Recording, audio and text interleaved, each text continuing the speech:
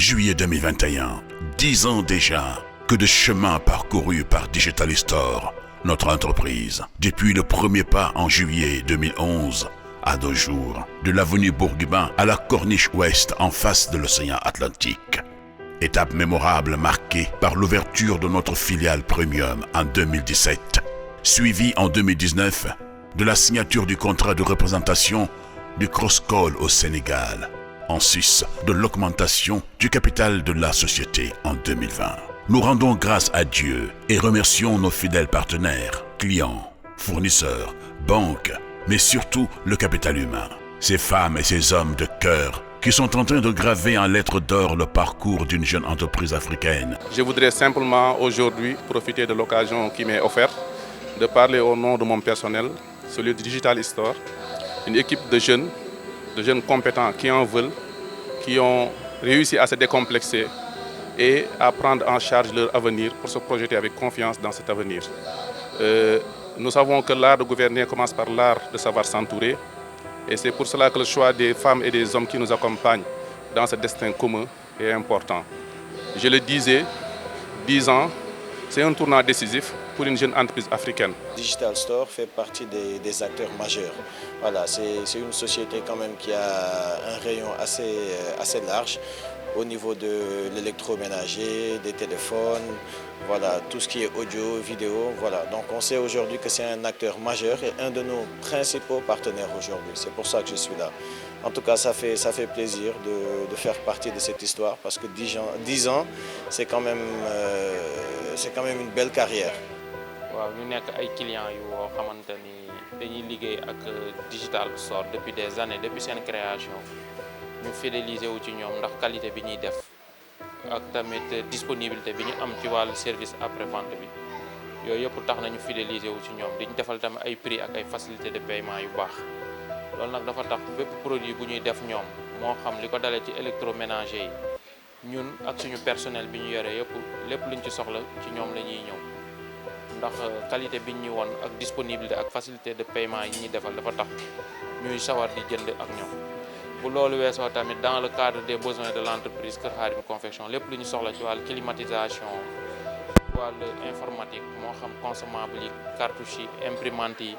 ak ordinateur yi lépp lu ñu ci soxla rek suñ leen sollicité ñu répondre rapidement. D'abord damay remercier waa Digital Store depuis moo ñoom ak Pamecas partenariat yàgg na boo xam ne depuis établissement Babacar Gueye la woon ba ñëw te ci Digital Store c'est la deuxième fois qu'on signe un contrat de partenariat pour la livraison des spirits te satisfaction moom lañ ci am depuis le début. mën naa ne c'est en 2019 que la collaboration avait débuté ñëw ba tey ci ñu renouveler waat ko day montrer que satisfaction totale bi nga xam ne Pamecas am na ko ci waa Digital Store en matière de fourniture d'esprit ak yeneen matériels yi nga xam ne day jugee ci wàllu informatique ndaxte koo xool ñun Pamecas suñu département achat dañoo exigeant ci yenn points yi lu ci mel ni qualité délai de livraison coût de matériel ak conditions yi te ñeenti points yooyu yëpp bu ñu ko dajalee Digital Store macha allah kon nag satisfaire nañ si. Donc par rapport ak collaboration avec Digital ça se passe très bien donc depuis 3 ans ñu ngi liggéey donc que ñu indi client wala que ñoom ñu indi client je pense que le client y trouve son compte à chaque fois donc c'est le but recherché parce que ni ko Fallou waxee léegi c'est un contrat à 3 parties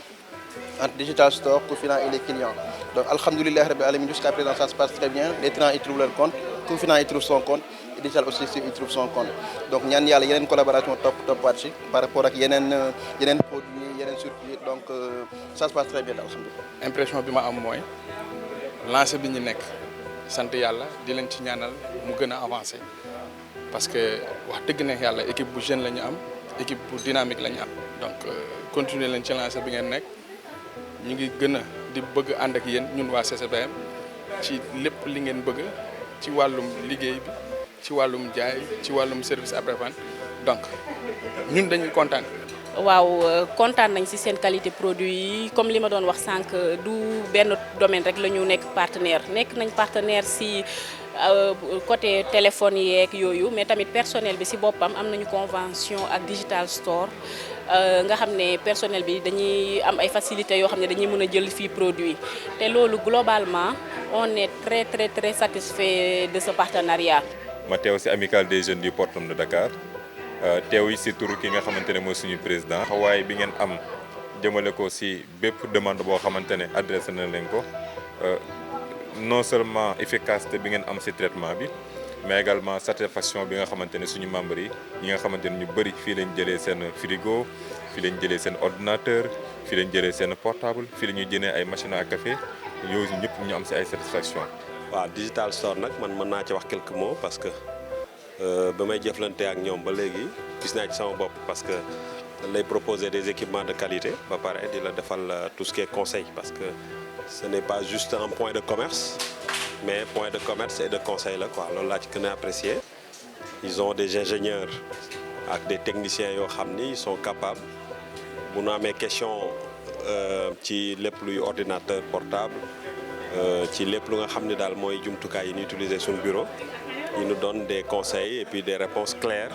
ci wàllu caractéristiques yeeg yooyu quoi. Digital Store, c'est vraiment une équipe très dynamique qu'on retrouve en boutique et depuis leur début, je me rappelle vers 2011, je n'arrête pas d'acheter chez eux parce que j'ai trouvé la qualité de service qui était là, les équipements sont de qualité et également leur service après-vente parce que